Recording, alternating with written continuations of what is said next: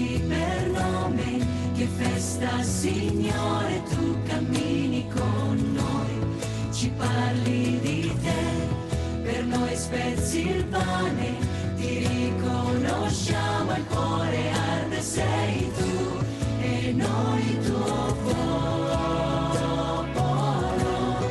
siamo qui.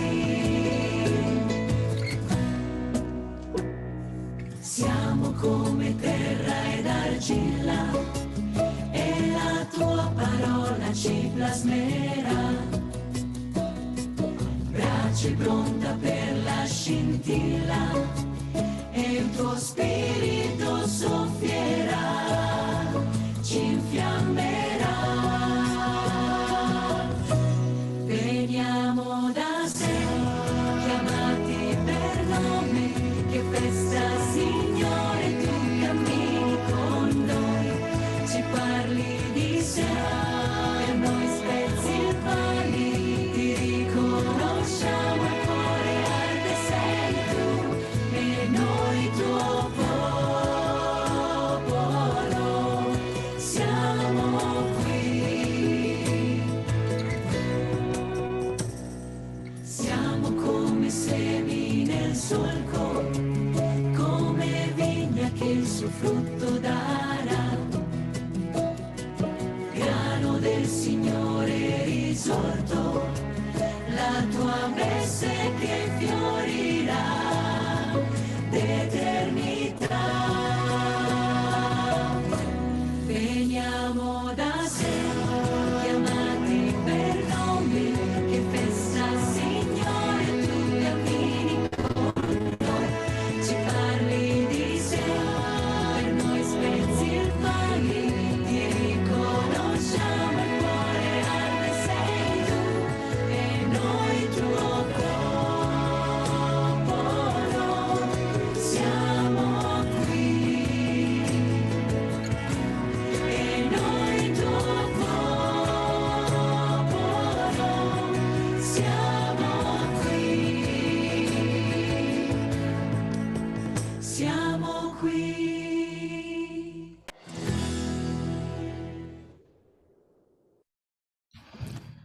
Buongiorno, buon pomeriggio. Bonjour, bon après-midi ou bonsoir à tous. Et oui, parce que il y a qui vient de terminer le déjeuner, qui se prépare pour le Je suis repas le du père soir. Salvo Ciao. Dorto, je suis missionnaire oblat de Marie Immaculée, je suis italien. Sono Claudia Possia, abito nel Je nord-est. m'appelle Claudia Ossia Sono sposata con Belpic. de l'Italie. Je suis mariée à Belpic qui est présent dans la salle. Nous avons 2 enfants et nous avons 3 Alors, avant de petits-enfants. continuer, quelques indications techniques. Je demande à la régie d'envoyer quelques images qui nous aideront à vivre ce moment avec tranquillité, surtout pour nous qui sommes ici. Alors, tout d'abord, il faut éteindre vos micros et puis il y a des traductions. Voyons si on peut être aidé par la régie. Voilà. Donc, si vous nous entendez, c'est que vous entendez déjà la traduction. Mais ceux qui le souhaitent encore, il faut qu'ils cliquent sur le bouton interprétation ou traduction en bas à droite de l'écran et puis choisir la langue dans laquelle vous voulez entendre la traduction, votre langue. Et puis encore une chose, le chat. Il pourra être utile pour écrire quelques commentaires, des questions que vous aurez durant la rencontre. Sì, allora per chi è collegato in Zoom, ripeto, Pour qui est relié via Zoom, je répète, on vous demande de renommer, mettre à côté de votre nom la langue dans laquelle vous parlez. Ça, ce sera utile aussi pour composer les groupes. Nous sommes ici aujourd'hui de différents pays, de différentes vocations, ici au centre de l'œuvre à Rocca di Papa. Il y a environ une quarantaine de personnes qui sont présentes. Avec nous, il y a Margaret Karam, qui est présidente de l'œuvre de Marie, et Jesus Moran, qui est coprésident.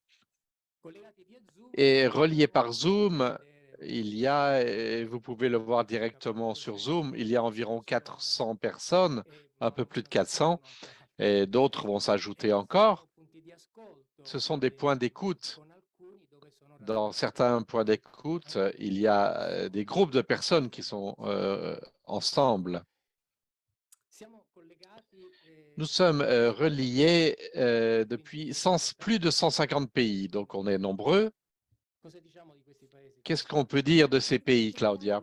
Sono dall'America Latina, Nous voyons qu'il y a l'Amérique latine, toutes les nations du Centre-Amérique, aussi des États-Unis. De l'Asie, la Corée, l'Inde, les Philippines, le Sri Lanka, le Vietnam, e poi Medio Oriente, Terra Puis le Santa, Moyen-Orient, la Terre Sainte, le Liban. de l'Afrique. Il y a l'Angola, le Burundi, le Cameroun, l'Ouganda, le Kenya et le Sénégal, et aussi la République démocratique du Congo. dell'Europa. Et 21 pays de l'Europe. Passiamo adesso la parola a Alors, nous padre allons passer maintenant la parole au père Mariano Carrizo, qui est prêtre argentin, et à sœur Tiziana Merletti, qui est italienne de la congrégation des franciscaines des pauvres, qui vont nous parler du sens de cette rencontre et de son déroulement. Tiziana Longhitano.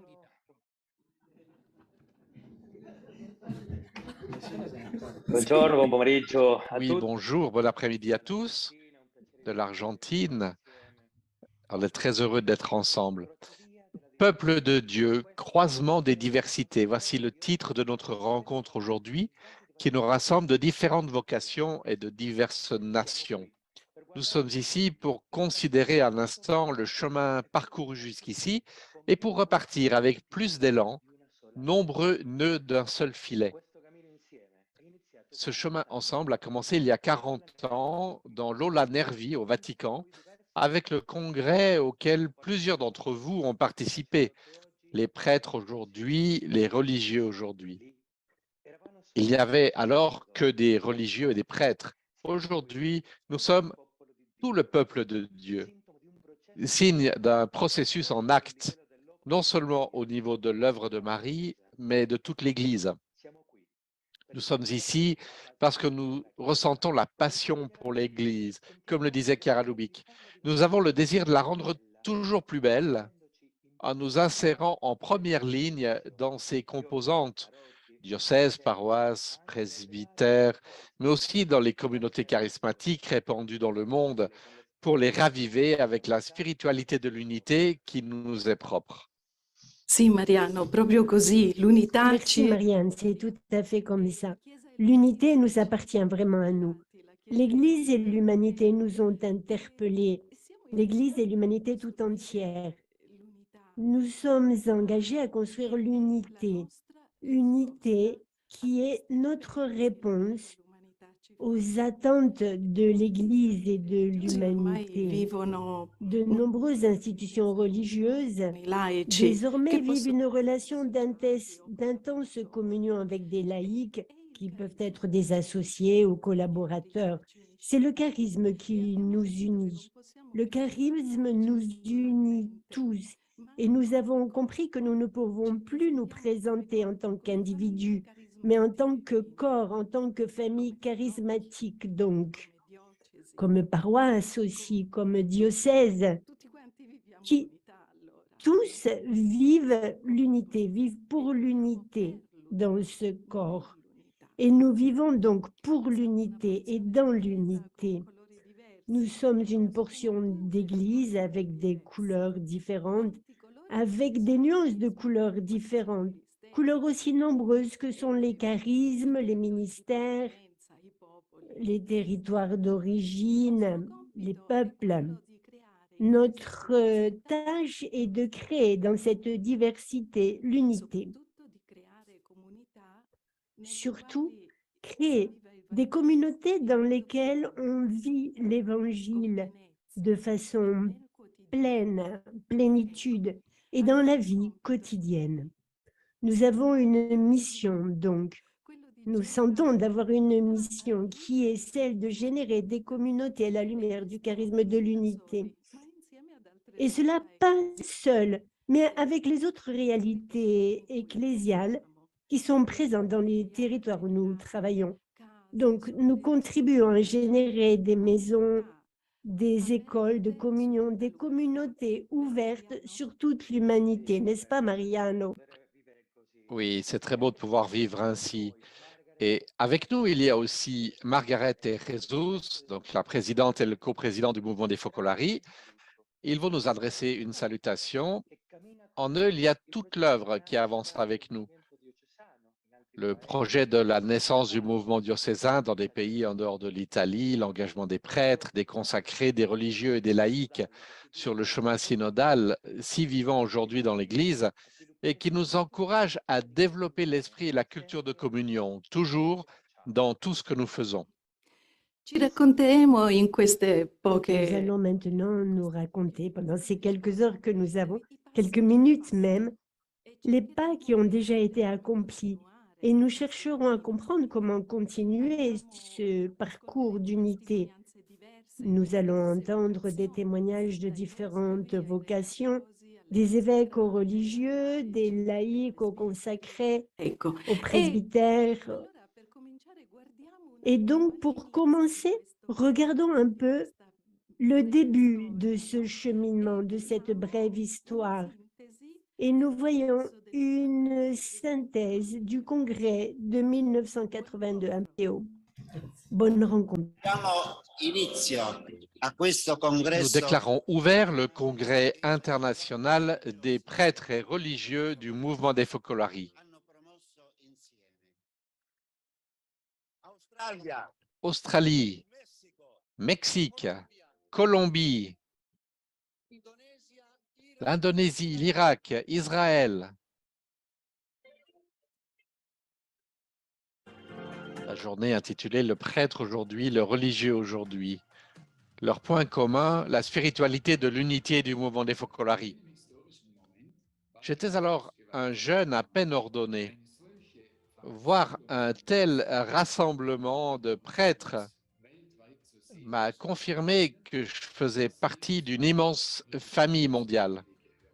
J'ai toujours cherché à privilégier ce sens d'une famille réelle et pas seulement spirituelle.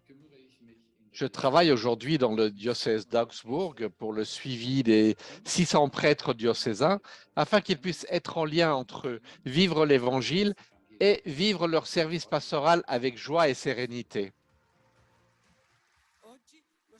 Aujourd'hui, l'Esprit Saint appelle résolument prêtres et laïcs à la fraternité universelle.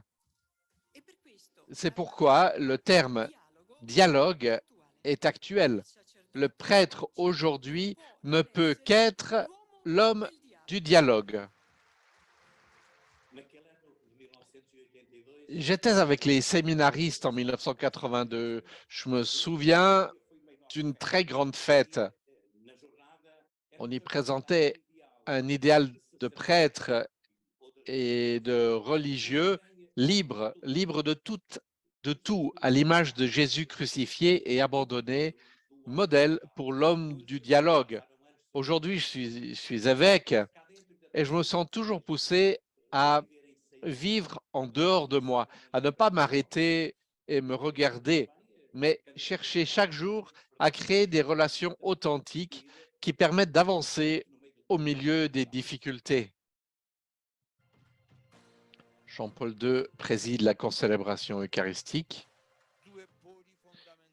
Deux pôles fondamentaux de Jésus crucifié et de l'unité dans la charité que le mouvement puise dans l'Évangile, les soulignant et les appliquant sous des formes renouvelées. Moi, je suis un franciscain. J'étais présent avec beaucoup d'autres religieux. Je me rappelle que cela a été un événement prophétique. Du moins, je l'ai vécu comme cela. Un événement qui a vu cheminer ensemble ce jour-là le peuple sacerdotal et le peuple des charismes, c'est-à-dire nous, religieux. Une expérience à vivre encore aujourd'hui, une expérience à offrir au parcours synodal de l'Église aujourd'hui. Bene, diamo spazio adesso ad un primo gruppo di esperienze. Maintenant, nous aurons un moment d'expérience. des expériences qui ont été faites ces années. La première expérience vient du Brésil. C'est Daisy, une focollarine mariée, qui va nous la raconter, et Mathéus, un séminariste. Au Brésil, l'appel à la synodalité a poussé un parcours qui a mené à différents La congrès deuxième que pastoraux. nous allons entendre est du nonce apostolique en Équateur, Monseigneur Carrascosa, et de quelques prêtres de Quito se retrouver ensemble pour vivre la parole de Dieu et en comprendre les fruits, en voir les fruits. Bonjour, je m'appelle Daisy. Je suis une focollarine mariée. Je fais partie du mouvement. Bonjour, je m'appelle Mathéus, je suis un Gen et avec Daisy, nous faisons partie de l'équipe pour la préparation des congrès pastoraux du Brésil et nous voudrions vous partager cette riche expérience que nous avons vécue ces dernières années. Depuis que nous avons commencé à entendre parler que nous devons vivre en synergie avec les autres branches du mouvement, nous, du mouvement paroissial, avons estimé important de marcher avec les autres réalités qui portent aussi le charisme de l'unité dans l'Église. C'est ainsi qu'a mûri l'idée de réaliser la formation de nos internes avec les prêtres focollariniers et volontaires, les religieux et les religieuses et les genrés. Ainsi, nous avons commencé à concrétiser un nouveau parcours en parlant entre nous et avec nos réseaux, est ressorti le désir d'organiser un congrès pastoral national. En 2020, 2 congrès ont eu lieu, l'un à la Mariapoli Ginetta, dans le sud-est du Brésil, et l'autre à la Mariapoli Gloria, dans le nord du Brésil. Une étape importante de notre expérience en synergie avec tous les autres a été la croissance d'une connaissance réciproque et la croissance en nous tous du désir d'être une famille, peuple de Dieu. En vivant cette réalité de la nouvelle configuration du Brésil, le congrès pastoral a été le milieu favorable pour maintenir vivante la présence de Jésus parmi nous, ou plutôt chez nous. En 2021, déjà en temps de pandémie, nous avons tenu le 2e congrès pastoral national avec pour titre « Église, peuple trinitaire, porteur d'espérance ». Cela était un congrès qui nous a beaucoup demandé et très engageant, tenu en ligne. Il a permis à raviver l'espérance au sein de tout notre peuple.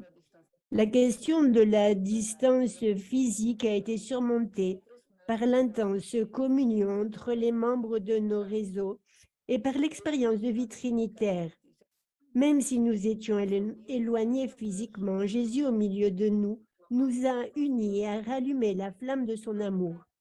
Avec la participation significative de personnes provenant de tout le Brésil, il est évident que si le congrès s'était déroulé en présentiel, beaucoup n'auraient pas En pu janvier 2022, nous avons organisé un autre congrès pastoral intitulé « Synodalité, l'aujourd'hui de l'Église entre nos mains ». Motivé par le fort appel du pape François pour une Église synodale, ce congrès était hybride, c'est-à-dire en présentiel et en ligne, parce que nous nous sommes rendus compte que beaucoup ne pouvaient pas participer en personne. Des groupes ont été formés et se sont réunis dans différentes villes du Brésil pour participer à distance au congrès. Une autre chose très importante de ce congrès a été l'interaction entre les participants en ligne et ceux en présentiel. Alors, dans ce processus d'écoute, de synodalité, de communion, nos cœurs s'élargissent vers ce à quoi nous sommes appelés, que tout soit un. C'est un témoignage dans nos paroisses de la phrase de l'Évangile « beaucoup mais un seul corps ». À chaque mission que nous entreprenons, nous essayons d'être expression de Jésus au milieu de nous. Ouvrons de nouvelles voies qui ont engendré le désir d'initier de nouveaux groupes dans les paroisses, avec des rencontres de la parole de vie, des activités culturelles Le et protagonisme musicales, des apportant toujours une laïcs plus grande vécus insertion dans des leur membres de paroisse et l'œuvre dans la vie diocèse de l'Église. est un témoignage dans le processus d'écoute proposé par l'Église en vue du synode des évêques qui aura son point culminant en 2024. Au cours de ces congrès, la contribution de toutes les générations est évidente. adultes et jeunes, se réunissent pour préparer et contribuer avec leur communion personnelle et collective. Au cours de ces derniers mois, nous préparons déjà de façon intense le prochain congrès pastoral de janvier 2023 qui aura pour titre Église synodale, joie d'être et d'agir.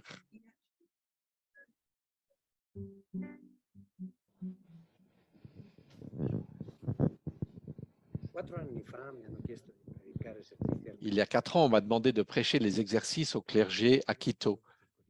J'ai essayé de partager ce que je cherche à vivre. Premier thème, Dieu amour. 12e thème, Marie. Nous avons vécu des moments de communion qui ont été très beaux. Un groupe d'environ 40 personnes m'a demandé de continuer à nous rencontrer. Nous avons commencé avec un groupe de parole de vie. J'ai dit que j'étais intéressé seulement si cela pouvait nous aider à vivre la parole de Dieu. Depuis, dans ce premier groupe, nous sommes encore une vingtaine depuis 4 ans. Et il y a plus ou moins un an est né un deuxième groupe d'une douzaine de personnes. Chaque mois, nous nous retrouvons à 2 moments, 25 à 30 prêtres. Il y a un impressionnant changement dans la vie de ces prêtres et une fraternité a été redécouverte. C'est une grâce de Dieu que je vis et dont je suis vraiment très heureux. Heureux aussi de pouvoir la partager avec vous. J'aimerais dire qu'à travers le groupe Parole de vie, j'ai fait une expérience plus profonde de cette parole.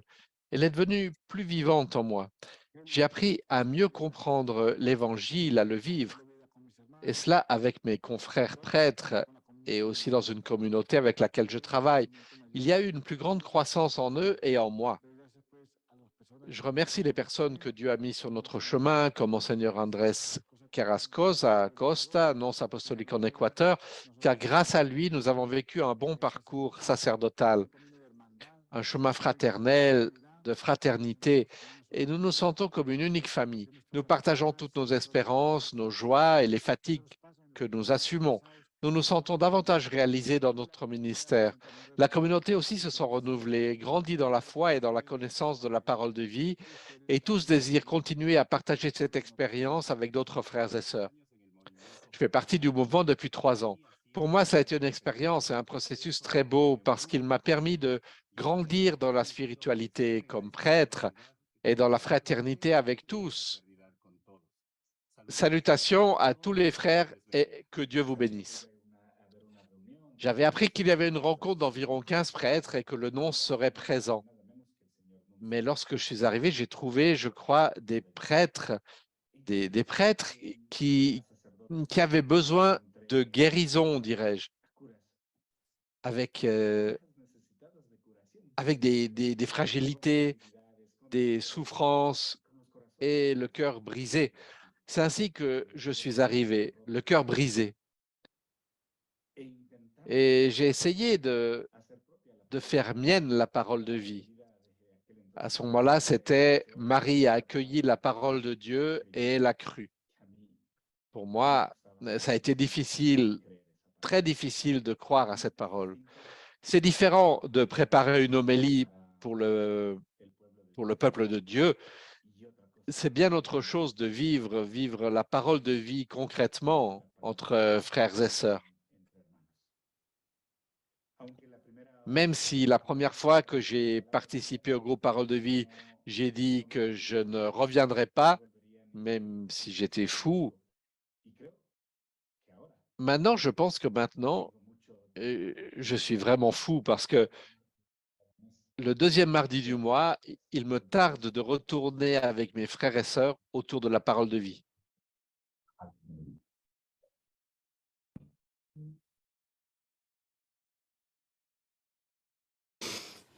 Ecco, abbiamo qui Margaret De Alors, Jesus. nous avons ici Margaret Jesus. Intanto dico Et una questione j'aimerais donner une information technique. per il cinese. Pour le chinois, il faut choisir le lituanien, ou plutôt le contraire. Pour entendre en lituanien, il faut plutôt choisir le chinois. E anche... Allora, Donc, Margaret Carrà, Margaret Karam, présidente du mouvement des Focolari, qui a été élue à l'Assemblée générale en 2021, Jesus Moran, Et Jesus Moran, qui est coprésident confirmé pour un nouveau mandat de la même assemblée en 2021. Alcune domande. Nous avons pensé leur poser quelques questions. Alors, à Margaret, comment vivre aujourd'hui cette prophétie exprimée par Chiara en 1982 dans un monde qui est profondément changé? Alors, avant tout, j'aimerais vous dire merci de nous avoir invités à cette rencontre. Vous ecclesiali ne ci pas stanno a aimer cuore. combien ces réalités ecclésiales me tiennent à cœur, nous tiennent à cœur. Sempre più Je le disais à Sœur Tiziane, on a vraiment cette vedere questo video fort clip dell'82 travers le cours era una vidéo profezia de già il fatto in sé 2002, stesso. Sacerdoti e religiosi profezia dei più vari carismi insieme e non ciascuno per la propria strada, provenienti dal mondo intero, delle culture e esperienze di chiesa più diverse e tra loro anche i ministri di altre chiese, tutti attirati da un carisma che era nato dai laici e per la quale Dio aveva scelto come strumento una donna. Capiamo subito che questa profezia ha ancora molto da dire, però può contribuire ad andare ancora molto avanti. In Je questo pense qu'on tempo a dû être coupé pendant un moment. Et donc, le fait en lui-même était déjà une prophétie, prêtres et religieux des charismes les plus variés ensemble, et non pas chacun par leur propre chemin, provenant du monde entier, des cultures et des expériences d'église les plus diverses, et parmi eux aussi des ministres d'autres églises, tous attirés par un charisme né de laïcs et pour lequel Dieu avait choisi comme instrument une femme. Nous comprenons tout de suite que cette prophétie a encore beaucoup à dire. Elle peut contribuer à aller encore beaucoup plus loin. En cette période, le pape François invite tout le monde à la synodalité, à un parcours qui n'a pas de frontières et qui veut inclure tous. À cet égard, j'ai été fortement impressionnée par l'affirmation synthétique et courageuse, je dirais même innovatrice pour ce temps, selon laquelle Chiara définit le prêtre, l'homme du dialogue. C'est une véritable prophétie qui naissait de la lumière du charisme, en harmonie avec la spiritualité de communion et en accord avec l'expérience que l'œuvre de Marie était en train de vivre, faire mûrir avec ses différents dialogues. Une prophétie qui a fait son chemin et continue à mûrir pour devenir toujours plus une réalité partagée, pratiquée dans toute l'Église. Le magistère du pape François est dans cette ligne, un magistère ouvert de manière extraordinaire au dialogue, en premier lieu avec les autres traditions, come Papa et ensuite Francesco à jeter des ponts avec les contextes religieux les plus variés du monde, étendus vers la fraternité avec tous. Le mot dialogue résonne comme un impératif, un parcours dont on ne peut pas se soustraire, comme le pape François l'a réaffirmé avec détermination et clarté, également au Kazakhstan. Il nous appartient alors de le vivre et d'en témoigner, porter ce large souffle dans toutes les articulations de l'Église, de l'Église. La spiritualità dell'unità, lo sappiamo, Nous le savons, nous offre une aide formidable. esperienze nate da vita di sacerdoti e religiosi. De Dieu, de Jens et des nouvelles générations de religieux et de religieuses avec des fruits abondants sont innombrables. Anche tanti sacerdoti religiosi hanno maturato in tutti questi anni. È inoltre importante lo sviluppo che ha avuto il movimento parrocchiale e il movimento diocesano in tutti questi ultimi anni. E non possiamo dimenticare che tanti membri della nostra opera sono impegnati nelle varie strutture e nei vari organismi della Chiesa. E poi la bellissima comunione nata fra i movimenti ecclesiali a partire da Pentecoste 98. Un lungo cammino si è fatto anche da allora e tanti passi e sviluppi anche avvenuti nel mondo ecumenico. Anche solo ascoltare, purtroppo non abbiamo ascoltato tutte le esperienze, ma solo ascoltare alcune esperienze già testimoniano anche tutto questo che ho già detto. Ma dove puntare per riuscire in questa impresa? Dio ci chiede un operare radicati in Dio. nel suo mistero d'amore, che si manifesta in maniera eminente nell'abbandonato risorto. E quest'anno nel Et movimento cette dei année, dans le mouvement des Focolari, nous voulons le dédier à la réalité de la vie intérieure et de la prière.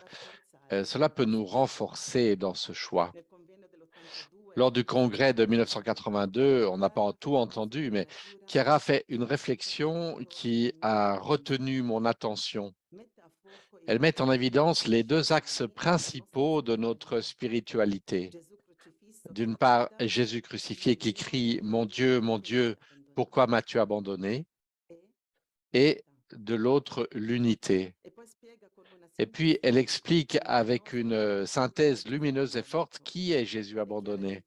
Et Chiara dit, mais qui est Jésus crucifié abandonné, sinon celui qui a ouvert aux hommes le chemin du dialogue universel? non è forse lì dove si esprime il culmine della sua passione e morte, in quel totale spogliamento esteriore ed interiore, che egli si realizza come mediatore fra gli uomini e Dio? E prosegue dicendo, quella divina piaga spirituale che gli Et elle si poursuit. aperta in cuore quando anche il cielo fu chiuso per lui, non è Et forse Chiara una poursuit en porta disant, spalancata cette divine plaie spirituelle qui s'est ouverte en son cœur quand le ciel lui-même lui fut fermé, n'est-il pas une porte grande ouverte par laquelle finalement l'homme peut s'unir à Dieu et Dieu à l'homme? Et parce que par l'intermédiaire de Jésus crucifié, les hommes ont pu rétablir le dialogue avec Dieu. Le dialogue a repris entre eux également. Jésus crucifié est le lien d'unité aussi entre les hommes. Et l'unité est le fruit du dialogue. Elle est le dialogue accompli, c'est merveilleux. L'unité est le fruit du dialogue et le dialogue est accompli. Ces mots résonnent en moi d'une actualité extraordinaire. Ce n'est pas une prophétie du passé, mais quelque chose d'actuel pour motiver notre donner la vie pour le monde et l'Église d'aujourd'hui. Vous demandez si cette prophétie est encore valable dans un monde profondément changé. Je veux affirmer que cette prophétie est plus valable que jamais. Il me semble que nous devrions nous entraîner quotidiennement à regarder le monde et chaque personne avec l'œil de Dieu, comme enfants d'un même Père. Nous qui sommes ici, ceux qui nous suivent via Zoom, nous le savons peut-être, mais le mettre en pratique est une autre chose. Cette réalité ouvre nos cœurs à accueillir le différent, à ne pas avoir peur et même à avoir le courage de compter sur le positif de l'autre avec un engagement tout nouveau. Dans ce monde profondément changé, face aux échecs dont nous sommes témoins, à l'influence déterminante des pays riches et développés sur les autres, face à la dégradation de l'environnement et aux inégalités, face à la mondialisation et à la polarisation, nous devons continuer à croire que le dialogue sincère, la fraternité est sans aucun doute un antidote à la guerre. La paix doit être préparée avec un parcours constant, souvent lent, mais déterminé, qui espère et croit même dans les nuits les plus sombres de l'humanité. Dans ce monde blessé, profondément changé, la culture de la fraternité est une réalité encore à conquérir et nous avons tous une grande contribution à apporter. Et je voudrais vous laisser avec un point d'interrogation pour votre réflexion. Ne pensez-vous pas qu'il faut peut-être repartir d'en bas, de la base, de nos communautés, de nous-mêmes, pour donner de l'espace à Dieu, pour être en communion avec lui, lui qui est la source de l'amour, le amour avec un A majuscule, et tisser des comportements marqués par le choix de la fraternité, d'un dialogue inconditionnel qui conduit à réaliser l'unité invoquée par Jésus. Donc ça, c'est ma question. Et on peut réfléchir à cela. Grazie Margaret. Jesus. Merci Margaret. Jésus. Oggi si parla tanto di sinodalità. Aujourd'hui, on parle beaucoup de synodalité. Durant ces années, dans les années 80 du siècle dernier, on parlait de spiritualité de communion, comme l'a appelé plus tard Jean-Paul II dans la Novo Millennio Ineunte. À ton avis, quelle est la relation entre la synodalité et la spiritualité de communion?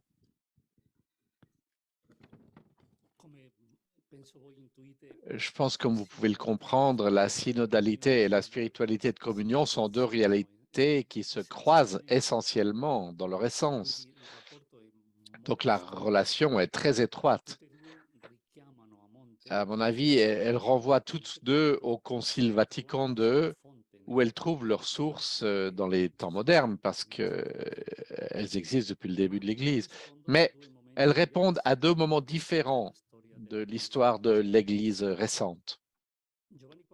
Jean-Paul II a donné la Novo Millennio Ineunte à l'Église comme une carte de navigation pour le troisième millénaire. Et dans cette ligne, il a lancé un défi important. Et on peut le trouver au numéro 43 de la Novo Millennio Ineunte. Je le cite, « Faire de l'Église la maison et l'école de la communion. Tel est le grand défi qui se présente à nous dans le millénaire qui commence. Si nous voulons être fidèles au dessein de Dieu et répondre aussi aux attentes profondes du monde. » Et après, le pape se demande, qu'est-ce que cela signifie concrètement? Ici aussi, le discours pourrait se faire immédiatement opérationnel, mais ce serait une erreur de s'en tenir à une telle attitude. Avant de programmer des initiatives concrètes, il faut promouvoir une spiritualité de communion, de la communion. C'est là où apparaît le concept. En la faisant ressortir comme principe éducatif partout où sont formés l'homme et le chrétien, où sont éduqués les ministres de l'autel, les personnes consacrées, les agents pastoraux, où se construisent les familles et les communautés.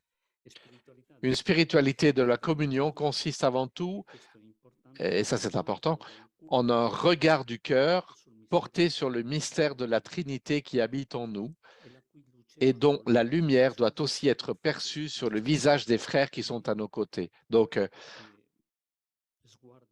le regard dans le cœur de la Trinité et les relations trinitaires. C'est cela que signifie spiritualité de communion. Donc, il est significatif de lire maintenant en 2022 ce que par la suite le pape Wojtyła a écrit au numéro 44 et 45, juste après donc. Je le cite encore. On a fait beaucoup aussi depuis le Concile Vatican II en ce qui concerne la réforme de la curie romaine, l'organisation des synodes, le fonctionnement des conférences épiscopales. Mais il reste certainement beaucoup à faire pour exprimer au mieux les potentialités de ces instruments de la communion, particulièrement nécessaires aujourd'hui où il est indispensable de répondre avec rapidité et efficacité aux problèmes que l'Église doit affronter au milieu des changements si rapides de notre temps. Donc, réforme structurelle, en commençant par la curie. Et puis, il dit, les lieux de la communion doivent être entretenus et étendus jour après jour, à tout niveau, dans le tissu de la vie de chaque Église. La communion doit ici clairement apparaître dans les relations entre les évêques, les prêtres et les diacres, entre les pasteurs et le peuple de Dieu tout entier, entre le clergé et les religieux, entre les associations et les mouvements ecclésiaux. Donc, d'une certaine manière, Jean-Paul II avait donc déjà préconisé ce que nous vivons maintenant comme processus synodal. Il l'avait déjà suggéré, compris. Le moment s'est avéré propice, mûr, tant d'un point de vue de la réforme de la curie et d'autres structures, tant pour cela que pour l'élargissement des espaces de communion durant le pontificat de François, le pape qui, d'une manière particulière, a mis en marche le processus de réforme de l'Église, ou mieux encore, comme l'a dit le cardinal Parolin aux évêques allemands, la réforme dans l'Église et à la synodalité aussi. Après tout, il était difficile de vivre c'est ce défi qu'avait lancé Jean-Paul II sans faire une profonde réforme de l'Église. Et c'est là qu'on voit l'extraordinaire continuité de l'esprit. Et si on voit le document de la Commission théologique internationale sur la synodalité, qui est le document programmatique, il dit ceci au numéro 1. Le chemin de la synodalité est le chemin que Dieu attend de l'Église du 3e millénaire. Donc, il reprend le concept, mais il ne parle pas de spiritualité de communion, mais de synodalité. Tel est l'engagement programmatique, dit le document, proposé par le pape François lors de la commémoration du 50e anniversaire de l'institution du synode des évêques par le bienheureux Paul VI. La synodalité, a-t-il souligné, est en fait une dimension constitutive de l'Église, si bien que ce que le Seigneur nous demande, en un certain sens, est déjà pleinement contenu dans le mot synode. Alors, comment s'articule la spiritualité de communion et la synodalité? Je pense que la réponse pourrait être très variée et très riche parce qu'il existe de nombreuses articulations possibles. Moi, je dirais ceci. La spiritualité de communion est, comme le dit la Novo Millennio Ineunte, le principe éducatif, le regard du cœur posé sur le mystère de la Trinité et sur les relations trinitaires de la synodalité.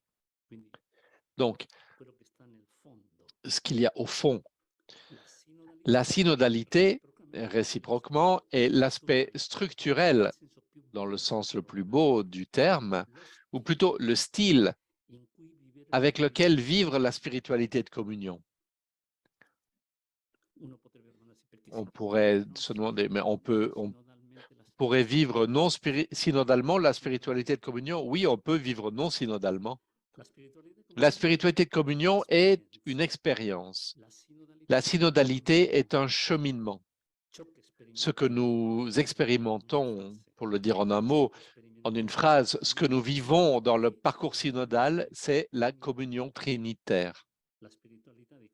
La spiritualité de communion est la spiritualité du chemin synodal. Donc, il faut avoir à l'esprit ces deux choses. Nous parlons enfin de compte de deux moments, pas au sens chronologique, mais d'une seule réalité, deux moments d'une seule réalité, à tel point qu'ils peuvent être interchangeables. En effet, l'ecclésiologie de communion et l'ecclésiologie synodale pourraient être synonymes. L'une, l'ecclésiologie de communion, fait référence au mystère et l'autre à la méthode. Les deux moments sont nécessaires. Une synodalité sans mystère, et le cardinal grec est très fort pour cela, il en parle beaucoup. Une synodalité sans mystère devient un simple arrangement organisationnel sans vie. D'un autre côté, une spiritualité de communion sans synodalité risque de rester un volontarisme spiritualiste. Donc, il faut les deux choses. Grazie. Ad entrambi adesso chiediamo, cominciando da Margaret, cosa vi sta più a cuore per questo tempo della Chiesa e come pensate che l'opera di Maria possa dare il suo contributo. Allora, mi sta a cuore prima di tutto, sono alcune cose, ma prima di tutto dar prova di essere noi persone di dialogo. Dialogo tra le nostre espressioni ecclesiali, mantenendo saldo questo confronto e la continua collaborazione tra noi tutti, per arricchirsi delle competenze, delle specificità e risorse di ciascuno, dai sacerdoti alle famiglie religiose, ai laici, al movimento parrocchiale diocesano, facendo calcolo anche della nostra grande internazionalità e del fatto che siamo anche di varie chiese. Un'altra cosa che mi sta a cuore è contribuire in tutti i modi Donc, possibili une autre chose qui me tient à cœur, all'ecclesiologia sinodale, promossa c'est de contribuer de toutes les manières possibles renderla operante, à l'éclairage promuovendo l'ascolto, l'accoglienza, l'aiuto vicendevole tra le persone e le varie realtà della Chiesa, affinché si renda sempre più presente il risorto Gesù in mezzo a noi. È il tempo quanto mai, mi sembra, non so, spero che non essere presuntuosa, è il tempo quanto mai adatto a incarnare la luce del carisma a servizio della comunità ecclesiale. E spero che in questo la Madonna ci aiuti. Infine mi sta a cuore che il carisma venga vissuto da noi in prima linea, con tutte le sue caratteristiche più evangeliche e rivoluzionarie. Vissuto prima e testimoniato poi, ma non a parole, con fatti concreti. Testimoniato anche a volte nel silenzio e poi, quando opportuno, anche non aver paura di annunciarlo.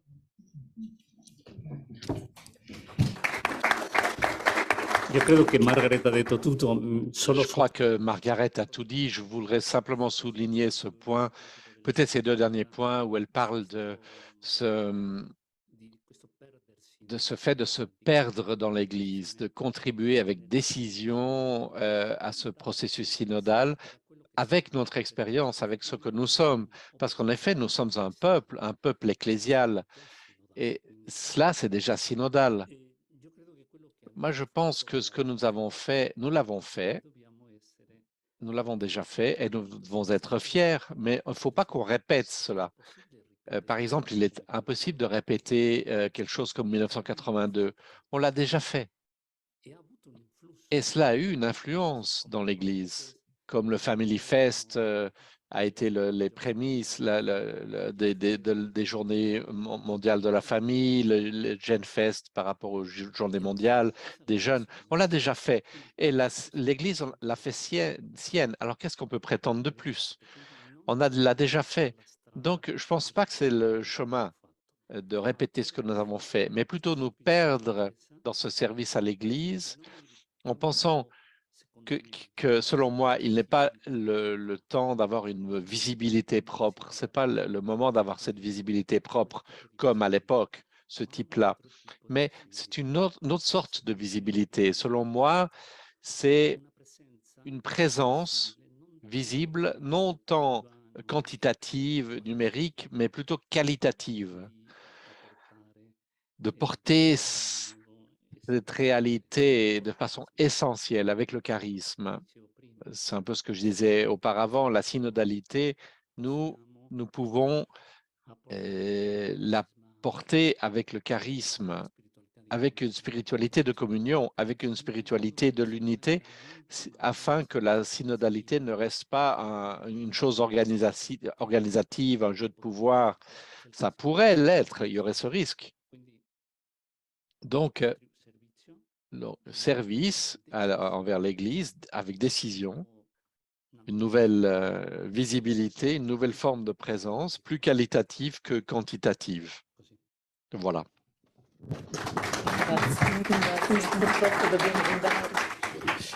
Grazie Margaret, grazie Jesús. Merci Margaret et Jesús. Ça a été 2 interventions très riches de tous les points de vue, il me semble. Ça m'a semblé dans l'aspect théologique, l'aspect spirituel, l'aspect ecclésiologique, parce que ça a touché beaucoup de thèmes très concrets, je crois, à tous les niveaux. Et donc, merci beaucoup, merci.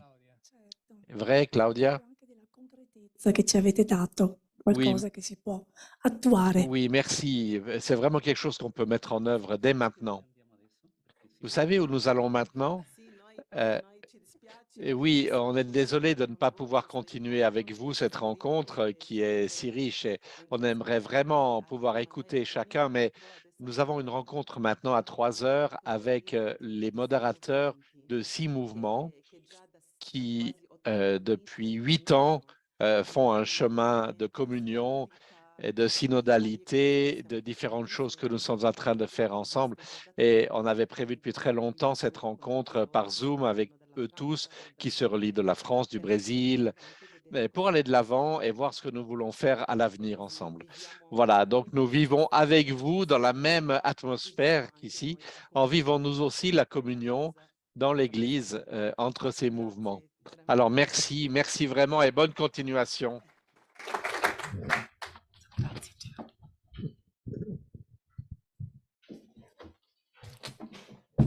Ascoltiamo adesso una canzone dalle Filippine. Nous écoutons maintenant une chanson des Philippines.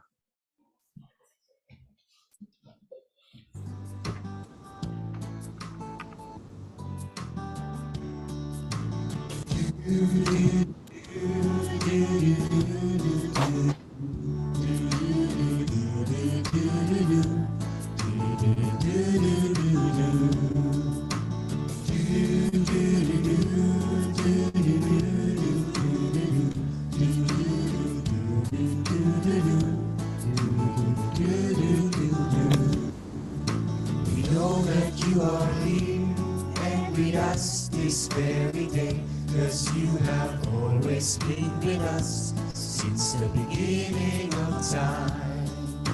The looks of everyone, the smiles around are just to say that we have always longed for you since the beginning of time. 'Cause you are here, Jesus, you are with us. In our midst to guide our every act, and now we ask that you remain forever in our midst, even if we're far apart.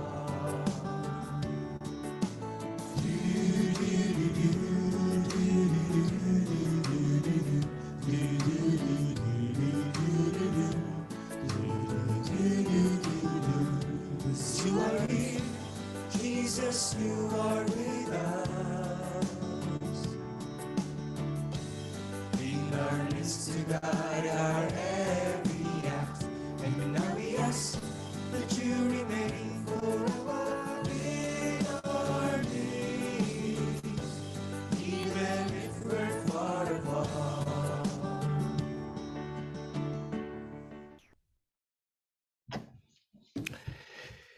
Ascoltiamo allora Nous adesso. allons maintenant écouter quelques expériences. Nous allons écouter Sœur Marie-Inès Vieira Ribeiro, qui est d'Aparecida au Brésil. Elle a été présidente de la Conférence des religieuses du Brésil, consulteur du dicaster pour la vie consacrée au Vatican. Elle va nous raconter comment elle a essayé de contribuer à la croissance de la communion entre les consacrés et consacrés, et avec aussi les destinataires de la mission. Ciao, Sœur Marie-Inès. Oui, c'est très beau de pouvoir parler avec toi, Claudia et tous. À toi la parole. Merci. Et bonjour encore une fois à chacun et chacune, tous ceux qui sont reliés dans cette très belle rencontre. Je rends grâce à Dieu pour tout.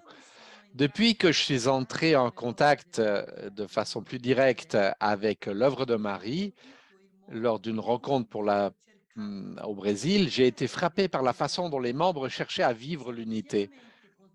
Je suis pleinement consciente d'avoir encore beaucoup à apprendre. Je suis consciente de ma fragilité et de tout ce que je dois encore travailler pour mieux vivre le charisme. J'appartiens à une jeune congrégation et j'ai été la première sœur à être élue pour conduire la congrégation après la fondatrice, quand elle était encore parmi nous. Ce n'a pas été un moment facile, mais la phrase que j'ai entendue de Chiara m'a rassuré dans le chemin à suivre pour mener à bien ma mission. L'amour plie pour ne pas rompre. Combien d'efforts durant toutes ces années de vie consacrées comme messagère de l'amour divin pour être en communion, en unité et respecter chaque personne, chaque sœur et chaque frère. Au cours des 9 dernières années, j'ai été au service de la vie consacrée en tant que présidente de la Conférence des religieux du Brésil. Il y a une seule conférence pour tous les religieux et consacrés au Brésil. Je n'avais qu'un seul désir, contribuer à la croissance de la communion entre nous, consacrés dans les communautés et avec les destinataires de notre mission. Les temps sont pleins d'esprit, de défis. Nous vivons à une époque d'appauvrissement des valeurs, de la famille, de la vie communautaire, de la tolérance et du respect. À la conférence, j'ai toujours cherché à être présente dans toutes les réalités de l'Église pour être en communion. Comme c'est beau d'essayer d'avancer, de marcher avec l'Église en formant de fait un peuple au service du royaume de Dieu en faveur de la vie, là où il souffre le plus. J'ai vécu des expériences vraiment très riches avec les organismes de l'Église. Depuis 1991, l'Église au Brésil organise tous les 3 ans les assemblées des organismes du peuple de Dieu, qui réunissent les conférences et les conseils d'évêques, de consacrés, de laïcs, de diacres et des prêtres.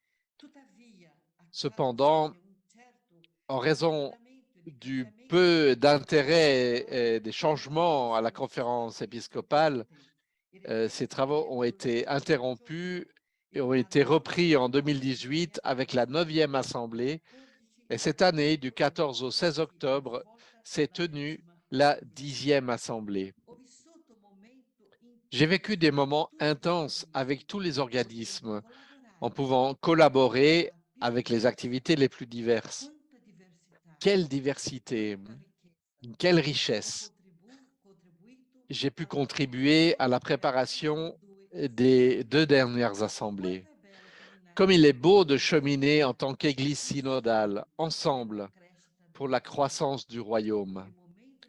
Les moments de dialogue, d'échange d'idées et d'entraide avec la conférence épiscopale brésilienne ont été gratifiants, surtout pour le respect, le travail commun, le dialogue et la belle convivialité.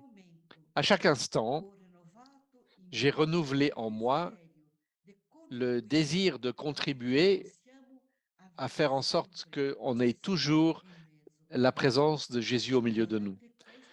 Pendant cette période, j'ai vécu dans une communauté intercongrégationnelle, puisque ma congrégation n'a pas de communauté à Brasilia. Cela a été une expérience de croissance dans la diversité des charismes, des cultures et des âges. En 2020 et 2021, nous étions 8 sœurs et 8 congrégations différentes. Et l'expérience d'harmonie, de répartition du travail, des moments communautaires de prière et de partage ont été très riches. Très riches. Cela nous a beaucoup fait grandir, surtout dans la situation d'isolement que nous avons connue au moment de la pandémie. J'ai désormais terminé ma mission à la conférence et je ferai maintenant partie d'une communauté qui se consacrera aux retraites, à la formation et à la consultance pour la vie consacrée. Ce sera dans le Minas Gerais.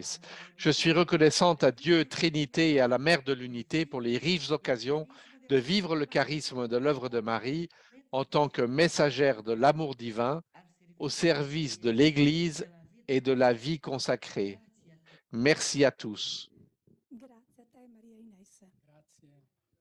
Ecco, adesso la seconda esperienza ci farà Maintenant, vedere la deuxième expérience, in Italia, ce sera un parcours fait en Italie, à l'intérieur du mouvement des Focolari, par des laïcs, des prêtres, des religieux d'âges différents, pour comprendre comment vivre cet appel du pape pour le parcours synodal. Vont nous le raconter Antonio, qui est un focolarino, dont Emilio, qui est un prêtre du diocèse de Fermo, et Maria Corato, qui est reliée avec nous en téléconférence. Evento decisivo per il movimento dei focolari in Un Italia. événement décisif pour le mouvement des focolari en Italie, ça a été l'Assemblée générale, un événement qui s'est tenu à la mi-novembre 2015, le 5e congrès ecclésial de l'Église italienne. Différentes personnes de l'œuvre de Marie se sont retrouvées et y ont participé. Et ces personnes ont écouté en particulier une question de l'ex-secrétaire, celui qui était secrétaire de la conférence épiscopale, Monseigneur Nunzio Galantino. Quelle contribution apportez-vous à la vie de l'Église? Cette question a suscité parmi les personnes de l'œuvre présentes d'autres questions qu'ils se sont posées entre eux. Quelle contribution apportons-nous à l'Église en Italie? Est-ce qu'il y a quelque chose que nous pouvons mieux faire? Si un évêque nous demande une collaboration, que pouvons-nous offrir? Pouvons-nous faire quelque chose pour que celui qui accomplit un service dans l'Église ne se sente pas seul, mais soutenu et ait conscience de travailler pleinement pour l'œuvre? On a alors perçu l'appel à lancer aussitôt un parcours qui implique petit à petit les personnes qui sont depuis des années engagées dans les composantes de l'Église locale ou dans des organismes promus par la Conférence des évêques de l'Italie. On a commencé par les diacres et les prêtres focolarini et les volontaires, et puis progressivement les autres vocations et les multiples expressions de l'œuvre de Marie. Un parcours qui a tiré son inspiration des indications de l'exhortation apostolique du pape François, Evangelii Gaudium, en synergie avec le centre Evangelii Gaudium, inauguré à l'Université Sofia le 11 novembre 2016. Ce parcours dont Don Emilio nous a donné le début s'est réalisé en 4 rencontres. En 2016, 2 rencontres et en 2017, 2 autres rencontres. Quelles sont les caractéristiques principales de ces rencontres? On pourrait dire tout d'abord un profond dialogue, une confiance réciproque qui s'est développée dans le temps entre prêtres, diacres et laïcs. Un deuxième aspect, un travail en commun en tant qu'œuvre une, en concentrant les forces que nous avons dans certaines activités partagées par tous dès le début. Et puis un troisième point, une valorisation de ceux qui travaillent déjà dans l'Église depuis des années. Dans la deuxième rencontre que nous avons eue, comme le disait Don Emilio, nous avons invité Monseigneur Nunzio Galantino, qui était secrétaire général de la conférence épiscopale italienne, pour avoir un regard de la part de l'Église sur ce que nous faisons. Il nous a invités à faire ressortir notre spécificité, la vie qui jaillit de la parole de Dieu, la communication des expériences. Parmi les autres choses très intéressantes, il nous a dit « Essayez de relire au moins quelques pages de Chiara Lubick, di Gino Giordani aussi, et des premiers et des premières, où il parle d'unité. Et lisez quelques pages aujourd'hui sur la synodalité. C'est la même chose. » Dans la quatrième rencontre, Jesus Moran, donc en 2017, il nous a stimulés à travailler avec les autres réalités ecclésiales et à y apporter nos instruments spécifiques, donc le mouvement paroissial et diocésain, qui œuvre donc au niveau des paroisses et des diocèses. Tandis qu'au congrès ecclésial 2018, à Castel Gandolfo sont venus d'autres éléments. Vous voyez que Jesus Moran et Emmaus sont venus nous saluer. Donc, quelques points sont ressortis. Une plus grande conscience qu'il faut un nouveau rayonnement de l'Évangile au service de nos diocèses. Partager davantage les fatigues et les incertitudes, comme les bonnes pratiques aussi, et mieux nous coordonner pour aider les territoires qui ont plus de difficultés. Ainsi, en juillet 2018 a été lancé le cours pour acteurs pastoraux avec ce titre « Église locale, communion et mission, parcours pastoraux à la lumière d'Evangelii Gaudium. Une véritable école promue par le mouvement des Focolari en Italie et par le Centre Evangelii Gaudium de l'Institut universitaire Sophia. Une expérience résidentielle vécue par une soixantaine d'acteurs pastoraux provenant de différentes régions de l'Italie. Alors, les objectifs, quels sont les objectifs qui ont motivé cette proposition? Au moins 3. Approfondir cette vie de communion entre les différents sujets du peuple de Dieu. Offrir des instruments théoriques et pratiques tirés d'Evangelii Gaudium à tous ceux qui s'engagent dans les composantes de l'Église. Et préparer des personnes qualifiées, compétentes, qui soient au service des paroisses et des diocèses et sachent valoriser la contribution spécifique du charisme de l'unité. Une méthode, la méthode du cours, a été caractérisée, on pourrait le dire, dans les différentes éditions qui se sont déroulées, et ça s'est arrêté à cause de la pandémie, mais on espère pouvoir reprendre. Mais ça a été caractérisé par une atmosphère où l'on se met ensemble à l'écoute de l'esprit. Cette méthode s'exprime aussi par une sincère passion pour l'Église, un amour réciproque et un style synodal. Et puis, créer un lieu qui promeuve le dialogue et l'accueil, même lorsqu'on peut avoir des sensibilités très différentes entre nous. Voilà, en continuant avec les différentes étapes de ce parcours, en 2019, nous avons eu une rencontre pour séminaristes et jeunes prêtres à Loreto, une rencontre pour évêques italiens à Lopiano, et en été, toujours en 2019, nous avons renouvelé le cours de pastoral. Tandis qu'en 2021, le congrès que nous avons fait au Centre Maria Poli de Cadine, près de 30, c'était un congrès qui nous a permis d'entendre un important thème de Piero Coda sur la synodalité, qui était une vraie prise de conscience que nous sommes expression de l'œuvre de Marie. Et puis un instrument que nous utilisons beaucoup et qui nous soutient est la revue Ecclesia. Vous pouvez la voir ici à l'écran. Et aussi, vous pouvez en savoir plus sur nos différentes activités sur le site italien www.focolariitalia.it avec le thème Église en Italie. Et depuis quelques années, on s'est rendu compte qu'il faudrait quelque chose de plus structuré dans le sens d'avoir une commission permanente pour le parcours ecclésial, bien ancrée dans le conseil de zone et représentant les différentes réalités de l'œuvre et aussi au niveau local, pas seulement au niveau national. Pour passer du national au local, nous donnons maintenant la parole à Maria Curatolo, qui est reliée par Zoom et qui fait partie de cette commission. Elle est engagée dans les réalités nationales, mais aussi dans quelques réalités locales du sud de l'Italie. Voilà, Maria, à toi la parole. Bonjour à tous. Entre les fruits du parcours ecclésial et du parcours synodal, vous m'entendez? Oui.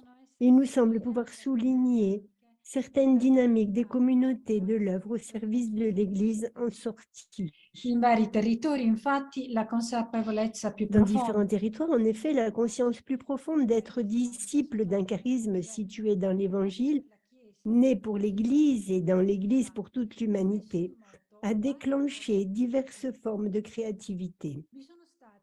Il y a eu des moments de rencontre de diverses manières pour cueillir les aspects saillants de notre passion pour l'Église et des services avec Caritas, que ce soit paroissial ou diocésien, et avec d'autres organismes, collaboration avec les équipes nationales, régionales et diocésaines, de pastoral, de famille, des jeunes, sociales, etc., qui ont permis de percevoir la puissance de l'implication dans les organismes nationaux et pastoraux, après les avoir redécouverts comme des réalités importantes pour agir avec un amour concret.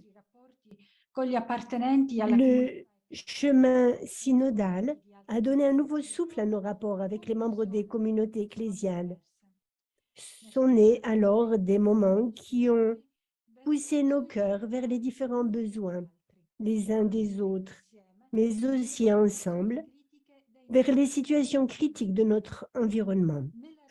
Dans nos relations avec les responsables des autres mouvements et associations catholiques, sont nées des initiatives pour les différentes urgences, dont récemment une collaboration qui nous rend plus incisives pour œuvrer en faveur de la paix.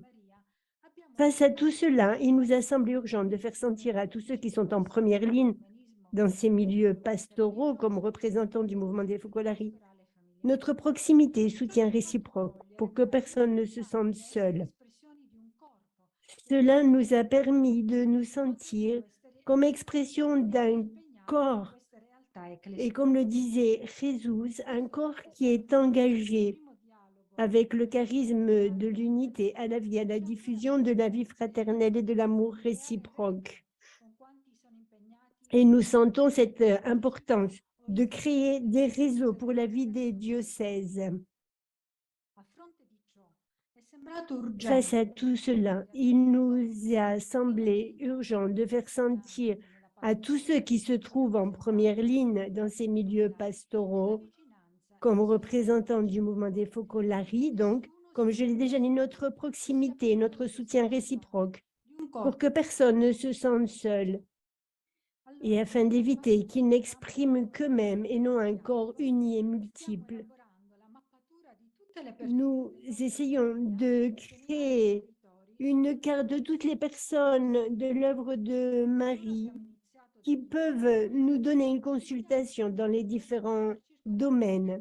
Maintenant, nous nous engageons à faire circuler la vie pour contribuer avec le charisme de l'unité à être avec toute l'Église, cette expérience de communion qui crée la maison à une maison à toute l'humanité. Merci.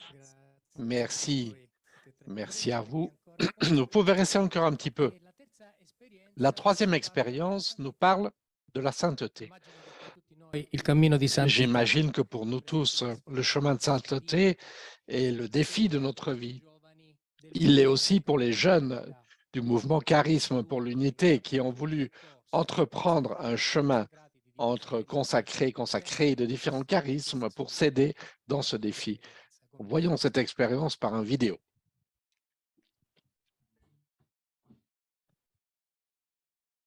Nous sommes des jeunes religieux et consacrés qui, au contact du charisme de l'unité de Chiara Lubich, voulons valoriser davantage la beauté de des charismes et dans cet esprit nous mettre à disposition de Dieu pour l'unité dans l'Église et dans le monde. Regardez cet esprit ouvert. Nous avons maintenu les rapports entre nous avec tous les moyens de communication ainsi que des rencontres périodiques avec bien sûr l'assentiment de nos En 2020, supérieurs. la pandémie de Covid a éclaté et ça a rendu tout impossible. Mais cela ne nous a pas arrêtés. Nous avons décidé de continuer avec Internet, des rencontres par Zoom. De là est née l'expérience Saints ensemble, comme sur la terre comme au ciel. À cette rencontre, nous invitons des jeunes consacrés, des religieux des différentes parties du monde, des différentes charismes. Nous en avons encore, nous avons des expériences que nous partageons et que nous essayons sur lesquelles nous parlons de comment nous mettons en pratique l'Évangile et réaliser la communication entre nous tous. Ces rencontres nous demandent quelques mois de préparation, mais ils sont très fructueux. Ils nous poussent à nous aider, à nous écouter, même quand nous pensons différemment, à mettre en commun nos talents, à mettre à disposition de l'autre nos forces quand l'autre n'a pas le temps de faire quelque chose, à recommencer lorsque nos relations sont entamées. En fait, c'est un vrai workshop où nous pouvons vivre l'amour réciproque entre nous, un amour réciproque qui fait fleurir la présence de Jésus ressuscité entre nous et qui permet à l'esprit de nous inspirer, de nous rendre créatifs. Chaque fois, nous écoutons des partages, par exemple des jeunes qui ont conclu leur voyage vers la sainteté ou des personnes qui peuvent nous inspirer. Et donc, nous avons invité, par exemple, le cardinal João Braz de Avis, préfet du Dicaster pour la vie consacrée, et le professeur Luigino Bruni qui nous ont parlé de l'économie de François. Des musiciens, groupes musicaux qui annoncent l'Évangile à travers leurs chansons. Pour nous insérer plus vitalement dans le chemin synodal, nous avons écouté le cardinal Mario Grech et bien d'autres.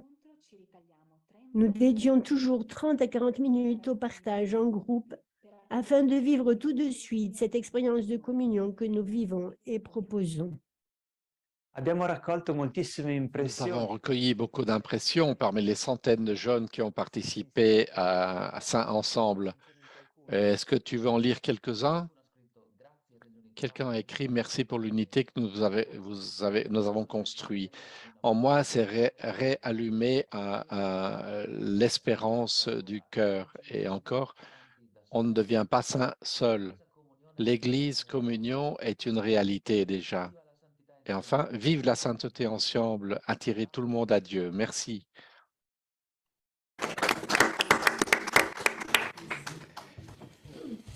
Con tanta creatività, vero? Il y a beaucoup de créativité, n'est-ce pas? Alors, un réseau de relations a besoin de moyens, d'instruments qui permettent de communiquer, de se faire connaître. Il y a quelques années est née une revue et un centre d'études pour nous permettre de faire cela. L'expérience de l'Italie les a déjà cités, ces deux instruments. Il s'agit du centre d'études Evangelii Gaudium, qui nous sera présenté par le secrétariat général, la secrétaire générale Samero Freitas, et la revue Ecclesia qui sera présentée par son directeur Hubertus Blaumeiser, Don Hubertus Blaumeiser. Alors, commençons par Samero. Qu'est-ce que ce centre Evangelii Gaudium? Qu'est-ce que vous faites? Que faisons-nous avant tout? Le Centre Evangelii Gaudium est un laboratoire de formation, d'études et de recherche situé à l'Institut universitaire Sophia. Il tient son nom de l'exhortation apostolique Evangelii Gaudium que le pape François a indiqué comme étant son programme pastoral. Comme on l'a déjà dit, il est né suite à la conférence de Florence et il est promu par Sophia en collaboration avec les différents centres du mouvement des Focolari, plus étroitement liés aux articulations de l'Église. Le but est de contribuer à la mission de l'Église de faire de l'humanité une seule et unique famille. Ces dernières années, nous avons promu des cours de formation pour les agents pastoraux, nous l'avons déjà vu, aussi pour les formateurs de séminaires, sur le leadership, sur différents thèmes liés aux abus d'autorité et bien d'autres événements. Ces cours sont ouverts à tous, bien sûr enrichis par la dimension académique de Sophia, mais à la lumière de la spiritualité de l'unité. Pour l'instant, ils sont encore dans une version réduite, parce que nous sommes nés depuis 6 ans simplement, dont Emilio peut le confirmer. Mais ils sont destinés à s'ouvrir au diocèse, autres mouvements, non seulement en Italie, mais aussi à d'autres continents. La prochaine offre proposera un cours de formation à l'Église synodale, un cours annuel de 98 heures composé de 4 modules autonomes. Nous commencerons en janvier. Vous trouverez toutes les informations sur le site. Merci. J'imagine qu'il y aura aussi des informations sur les horaires, les inscriptions, les coûts, etc. Je ne veux pas faire un spot publicitaire, mais comme tu me le demandes. Alors, pour les horaires, nous avons essayé de favoriser les différents fuseaux horaires. On pensait que les cours pourraient avoir lieu de 18h à 21h. Et pour l'Asie, avoir une modalité toute spéciale pour eux. Il y aura la traduction en anglais, espagnol et portugais. Ce cours s'adresse à tous ceux qui travaillent dans le domaine de l'Église, prêtres, religieux, parce que la synodalité est une modalité de l'être Église aujourd'hui. Nous voudrions qu'il soit une contribution valable à la réforme de l'Église selon une clé synodale. Merci. Alors, pour toutes ces activités, je pense que beaucoup d'entre nous pensent s'inscrire, n'est-ce pas? Et maintenant, la revue Ecclesia. C'est une revue qui est née il y a 4 ans pour la version italienne, mais avec une dimension internationale. Elle compte actuellement 9 éditions dans différentes langues. Hubertus, qu'est-ce qu'Ecclesia et comment est-ce que nous pouvons contribuer à ce projet? il contesto. Noi Tout viviamo d'abord, le contexte. Nous vivons en plein changement d'époque. Et vous voyez, l'église brûle ici, Notre-Dame. Et l'église est appelée à parcourir de nouveaux chemins. Le peuple de Dieu est un grand chantier. Le pape François nous encourage à emprunter de nouvelles voies, à cheminer, avancer ensemble, prêtres et laïcs, cheminer aussi avec les autres églises, à construire des ponts avec les autres religions et découvrir la présence de Dieu dans le monde d'aujourd'hui, là où on ne s'y attend pas. Le charisme de l'unité a beaucoup à apporter à tout cela. Mais pour cela, il faut que nous nous préparions, nous nous mettions à jour, que nous nous formions, nous nous entraidions. Ecclesia est né pour cela. On se disait, c'est un peu comme une boîte à outils où tous peuvent prendre du matériel de formation à la portée de tous. Et en même temps, c'est aussi une plateforme de rencontre entre charismes et pour l'échange de bonnes pratiques, des expériences concrètes. Tu veux dire que chacun peut trouver quelque chose pour lui dans Ecclesia, que chacun peut aussi y contribuer, n'est-ce pas? Oui. Nous essayons vraiment de parler, par exemple, du thème de la synodalité, être une boîte à outils pour cela. Comment se rencontrer en Dieu, c'est la base. Comment devenir une église génératrice, ça c'est les derniers numéros. Bien, comment affronter les inévitables tensions, ça c'est le prochain numéro. Il existe aussi une nouvelle section de la revue qui publie des expériences flash de synodalité du monde entier. Tu as parlé d'une plateforme de rencontres et d'échanges. Comment est-ce qu'on peut y contribuer? Nous pouvons tous être comme des antennes sur le territoire. Vous pouvez, parce qu'il y a beaucoup de vie un peu partout, des trésors cachés dans l'œuvre et aussi au-delà. Vous pouvez nous indiquer des sujets qui vous semblent importants d'approfondir, mais aussi des expériences. On vous invite à nous les signaler. Et pour cela, nous projetons ici l'adresse mail de la rédaction. Vous nous voyez en relation avec les éditions étrangères. Et puis, chacun de nous peut aussi se servir d'Ecclesia, la faire connaître. Nous sommes entourés de nombreux compagnons de chemin qui sont en lien, qui sont en syntonie avec nous. Nous pouvons partager avec eux l'un ou l'autre article ou même la revue entière et au moment opportun leur proposer un abonnement ou même l'offrir en cadeau dans un premier temps. Il y a un problème de la langue? Oui. Cela nous a conduit dès le début à penser à Ecclesia comme un réseau international avec différentes éditions. En plus de la version italienne, il existe une édition en ligne en anglais avec accès gratuit, donc à la portée de tous. Là, vous voyez l'adresse, le lien pour y accéder. Et puis, il y a les éditions en espagnol, brésilien, même en slovène, en slovaque, pas tous sous le nom d'Ecclesia. Il y a aussi Das Prisma en allemand, pour les pays de langue allemande, et Unité Charisme en français et aussi en polonais. Merci, merci pour cette présentation. Merci Hubertus et Samero. Ecco, ascolteremo ora. Alors maintenant, nous allons écouter Don Sergio Pellegrini, vicaire général de son diocèse, le diocèse, un diocèse italien, avec un couple d'époux, Loredana et Francesco, qui vont nous raconter leur expérience dans la communauté paroissiale de Corato, en Puglia, dans le sud de l'Italie. Ciao a tutti, io sono Don Sergio. Bonjour à tous, je suis Don Sergio.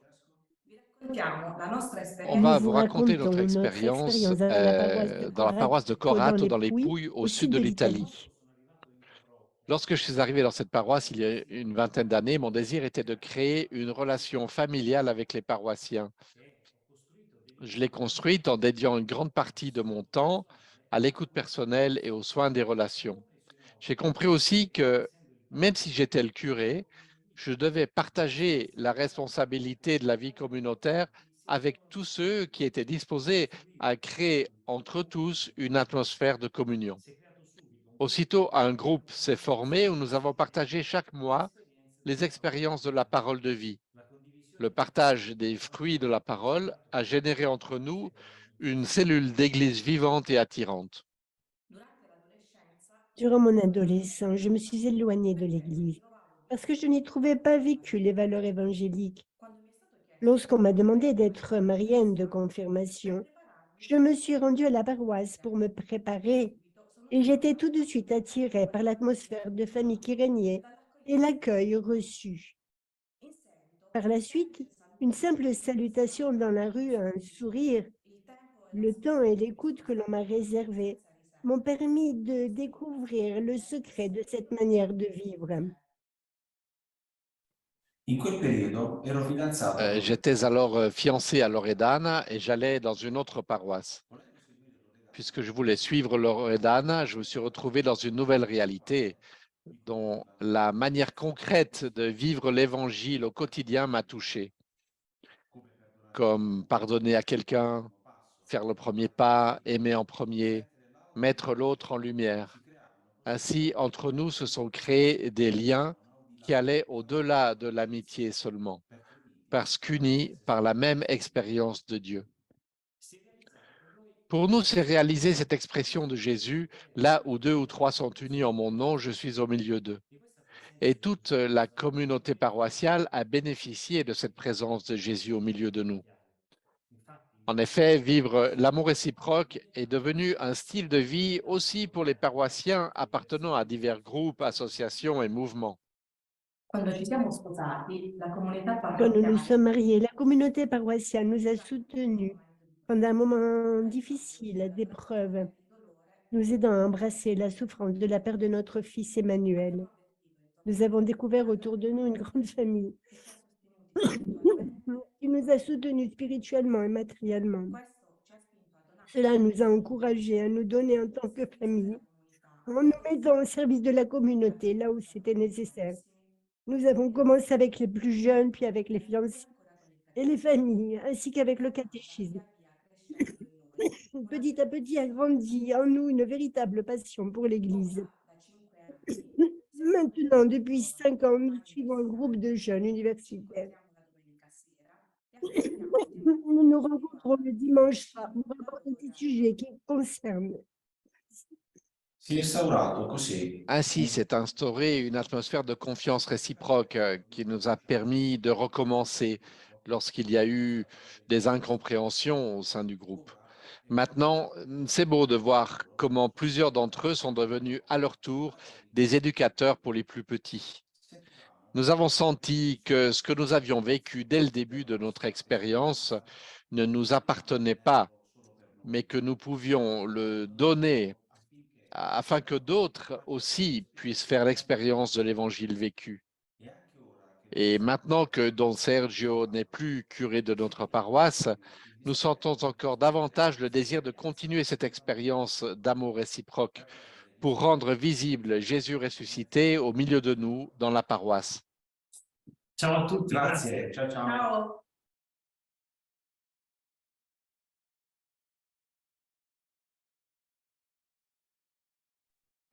Vado? Posso andare? Sì.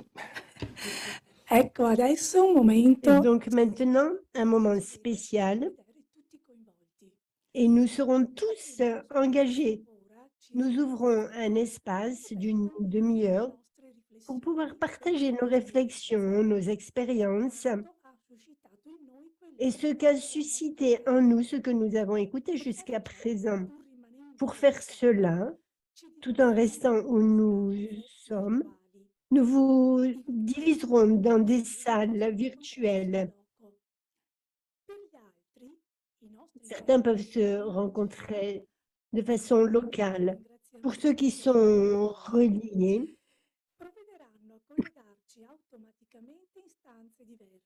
a vous seconda della serez envoyés dans des salles différentes selon votre langue.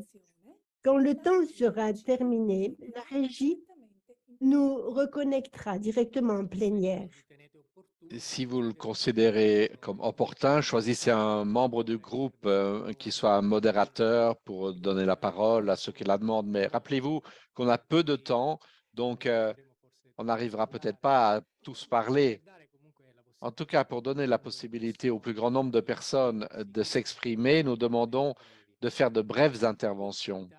Il peut arriver aussi que vous vous retrouviez dans des groupes où on parle une langue différente de la vôtre parce que nous sommes nombreux et donc il peut y avoir ces problèmes techniques. Alors, dans ce cas-là, vous devriez sortir de cette salle, de cette session secondaire et aller choisir une salle de discussion avec votre langue. Vous voyez Nous un avons bouton en bas, pensé salle de également à discussion. un autre instrument dans lequel vous pouvez donner ce qui est ressorti des groupes ou votre réaction à la rencontre, une impression, une expérience ou même une question. Dans le chat, vous trouvez un lien qui peut vous connecter au Padlet que nous avons disposé pour cela. Nous vous demandons d'ouvrir maintenant le Padlet avant d'entrer dans les groupes. Alors, bonne rencontre, on se retrouve tout à l'heure. Bonne rencontre et bon Bonne partage. rencontre et bon partage. Allora riprendiamo qui dalla sala. Alors, on Perché reprend de la salle maintenant parce que je pense qu'il y a eu un problème technique. Cela va nous aider à vivre un peu avec légèreté, disons, voilà, cette rencontre. Et donc, on revient tous dans la salle principale du Zoom.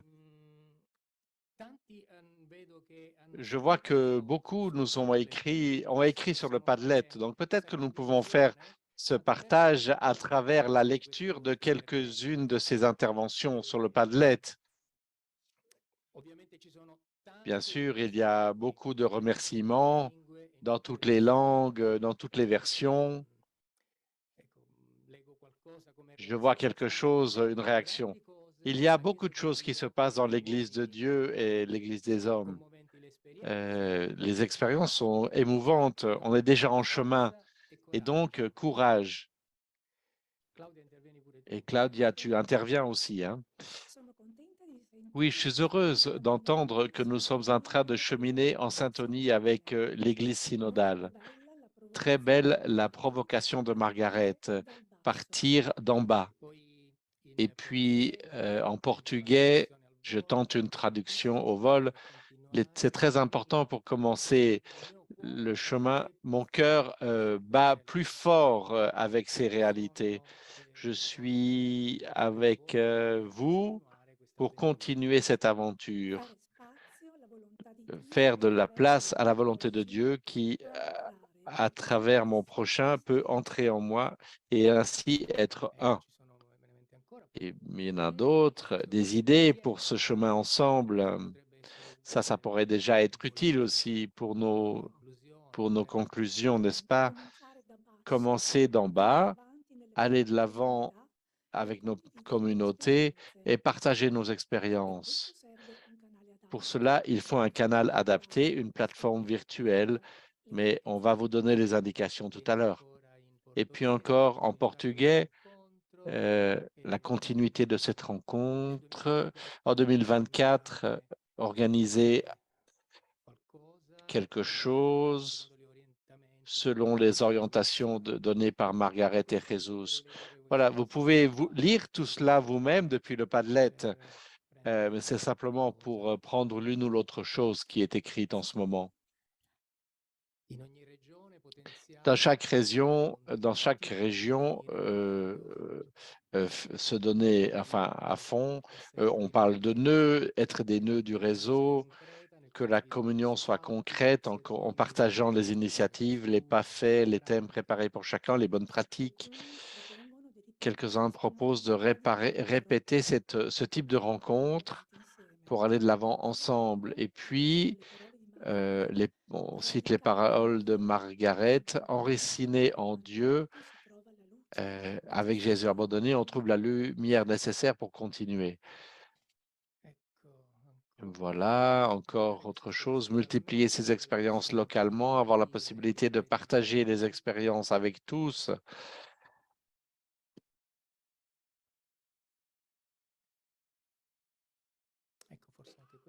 Voilà, peut-être encore celle-ci.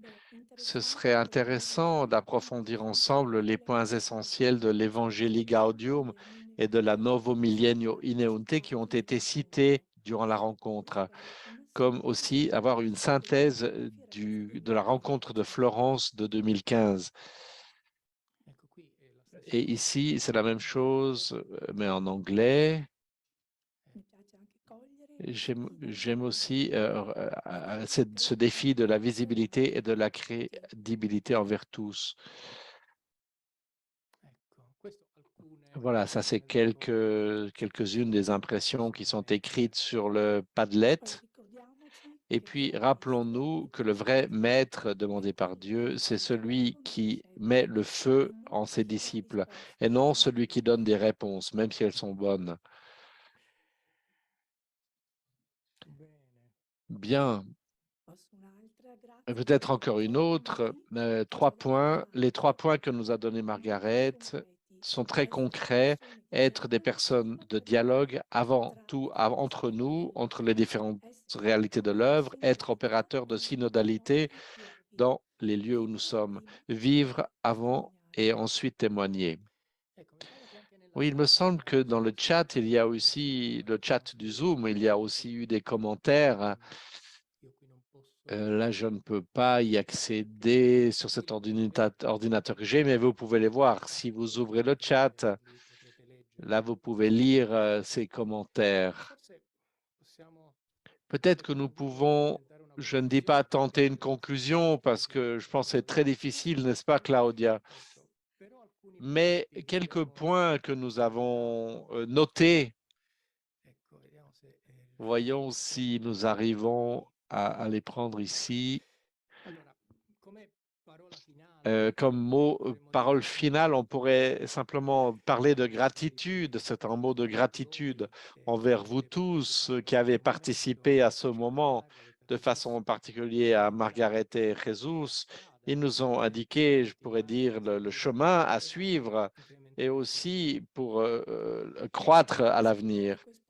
Oui, parce que ce moment ne veut pas être un beau moment vécu, mais un début ou en tout cas une continuation du parcours que nous voulons faire ensemble et toujours plus ensemble.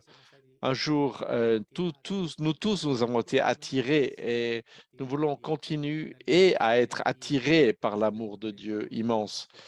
Et comme en tant que baptisés, on a fait cette expérience déjà. Et nous ne voulons rien d'autre que d'être des hommes et des femmes de Dieu. Nous savons que nous ne pouvons pas l'être si nous ne sommes pas en tant que peuple de Dieu, tous ensemble, dans la spiritualité de communion, dans la synodalité, comme nous l'avons entendu par Margaret et Jesus, il nous semble qu'il y a eu comme un chemin, une voie sur laquelle nous pouvons porter de l'avant cette passion, cette pierre angulaire sur laquelle nous pouvons construire la maison et l'école de la communion.